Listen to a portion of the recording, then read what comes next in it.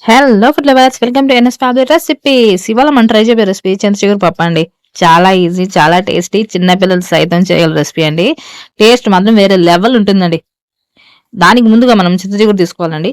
150 గ్రాముల కందిపప్పు తీసుకొని దాంట్లో ఒక గ్లాస్ వాటర్ వేసుకొని 4 పచ్చిమిర్చి, ఒక అర టేబుల్ స్పూన్ పసుపు కూడా వేసి 2 విజిల్స్ వచ్చేంత వరకు స్టవ్ మీద ఉంచి తర్వాత దించుకోవాలండి. ఇప్పుడు దాంట్లో మనం ముందుగా తీసుకున్న చిగురు బాగా కడిగి దీంట్లో వేసుకోవాలి. మొత్తం చిగురు అది తీసుకుని మనం ఒక గ్లాస్ నీళ్ళు సరిపోతాయండి.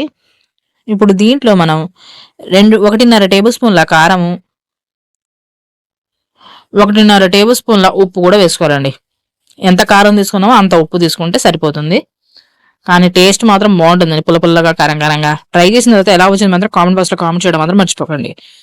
1.5 టేబుల్ స్పూన్ ఉప్పు, కారం తీసుకున్నాం కానీ ఇప్పుడు క్యాప్ ఉంచేసి దాన్ని మళ్ళీ స్టవ్ మీద ఉంచి 2 విజిల్స్ వచ్చేంత వరకు ఉంచుకోవాలండి. చూడండి అయిపోయింది.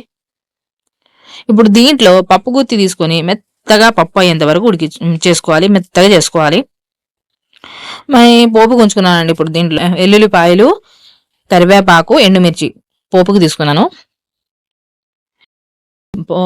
పప్పు మెత్తగా చేసుకుని పోపు వేసుకోవడమే. చూడండి ఇంకొంచెం మెత్తగా కావాలి. అయిపోయింది. ఇప్పుడు ఒక గిన్నె తీసుకొని 100 గ్రాముల నూనె వేసుకున్నాను. నూనె వేడెక్కిన తర్వాత చూడండి ఇంకొంచెం వేడవ్వాలి. వేడవక ముందే నూనెలో వేస్తే మాత్రం టేస్ట్ బాగుందండి. కాబట్టి కొంచెం నూనె వేడెక్కిన తర్వాతే 8 నుంచి 10 వెల్లుల్లిపాయలు, ఇది కొంచెం గోల్డెన్ బ్రౌన్ వచ్చేంత వేయించుకోవాలండి. వెల్లుల్లిపాయలు వేసిన తర్వాత కొంచెం గోల్డెన్ బ్రౌన్ వచ్చేంత వరకు వేయించుకొని ఇప్పుడు దీంట్లో 1 టేబుల్ స్పూన్ జీలకర్ర, 1 టేబుల్ స్పూన్ ఆవాలు ఇప్పుడు మంచిగా వేయించుకోవాలి. వేసుకొని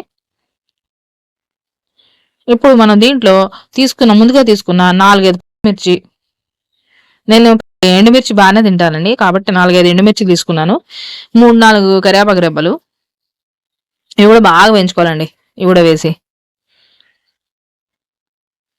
దీంట్లో చిటికెడు హింగ్ డైజెషన్కి కాదండి, టేస్ట్ కూడా బాగుంటుంది. వేయండి, టేస్ట్ కూడా బాగుంటుందండి. ట్రై చేయండి. ఇష్టం లేకపోతే స్కిప్ చేసేయచ్చు, కానీ వేస్తే మాత్రం టేస్ట్ బాగుంటుంది. ఇంకొంచెం వేసే ఒక్క నిమిషం పాటు వేయించుకొని మనం ముందుగా మెత్త చేసుకున్న పప్పు దీంట్లో వేసేయాలండి. కుక్కర్లో ఉన్న ఇంకొంచెం పప్పు కూడా ఉంది, అది కూడా వేసేస్తున్నా.